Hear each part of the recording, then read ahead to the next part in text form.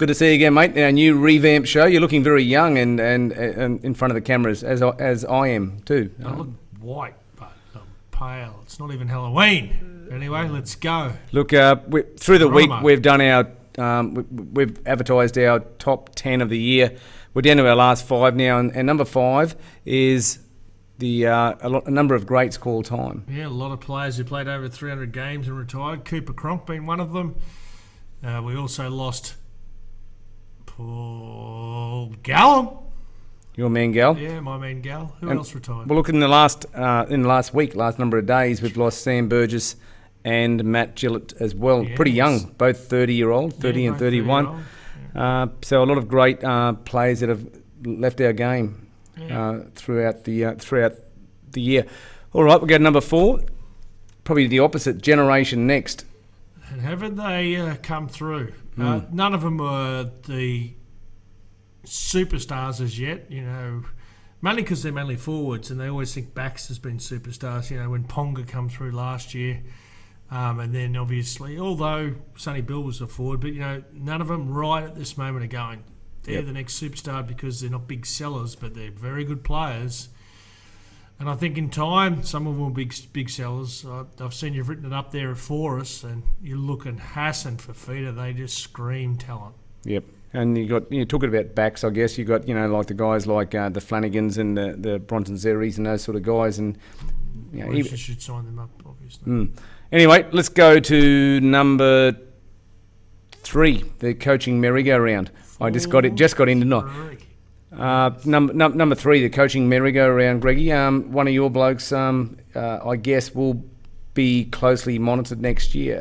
Next year, McGregor. But this year, obviously we lost Brennan and Brown. Yep. Brown's was interesting. It didn't look like he was going to go, and then there's all of a sudden just boom, Newcastle went, see ya. Yeah, that was surprising because look, they started pretty poorly last year. Yeah. This year in 2019, and then sort of had a bit of a renaissance. They smashed the Roosters and just the backside fell out in the last little bit. But who knows who the next one is? Let's go to number 2, and it probably hurts me a little bit to say this, but good on the Blues. They're on the cusp of something special, and also they showed that at Perth, which was a great spectacle, I guess, for rugby league in Australia. So you got 2 for the price of 1 here at number 2, haven't you? Really, Blues and the Perth, the first ever game over there. 60,000 people, rained, but 60,000 people turned up to a fantastic stadium. Adelaide gets a chance next year. Yeah, great to see. But for this year, the number 2 moment or group of moment is basically the Blues, and they're winning the State of Origin again, and also the entering of Perth into that sphere of games. Can it be 3 in a row? Like, surely not. Queensland have got the 3rd game next year, I believe. Yeah, but Adelaide's got 1 and New South Wales got 1, so it's only 1 game for each place. Yep. Look, number 1, and it's no big surprise, Tedesco and the Roosters year again. A bit late for the drum roll. Yeah, the drum roll, yes. Didn't need the drum roll, but look, it wasn't a shock to me. Outstanding year last year. I think he was probably a bit better this year. He's a class player, and he's a big part of why the Roosters and why New South Wales are so dominant at the moment. Tedesco definitely. He won a State of Origin. He won he played for Australia, obviously. Played for the Roosters. Him and Cordner were big moments. Actually, Cordner's an interesting one. I see on our Facebook page that what's the word you would use? You're an English teacher as well. It's not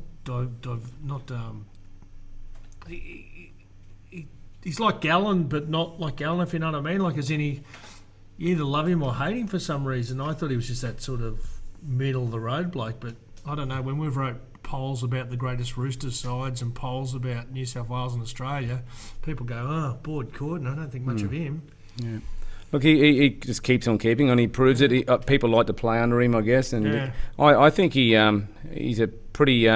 He seems like a bloke that people would like, I'd imagine, but he keeps doing the job. But Tedesco, back to him, he was brilliant. Yep. He was the player of the year in my mind, and the Roosters keep keeping on. Look, just really quickly, only a quick segment, but before we did this, we did this this list of 10.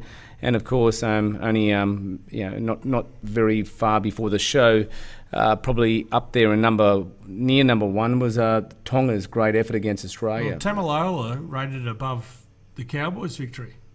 So That's right. That's how big that the Tongans took the result, and they went well. And didn't the experts didn't Fittler and them ever go at a couple of the Aussies? So Daly Cherry Evans was right in his sights, as was Latrell. But as you said, I think Tonga would have been right up there, but unfortunately we'd already done the top 10. Yep. Look, good on Tonga too. Look, that's our top 10 for 2019 from us. Anyway, we want to hear your point of view of your top 10, and anyway, we'll look forward to hearing that in the next coming days.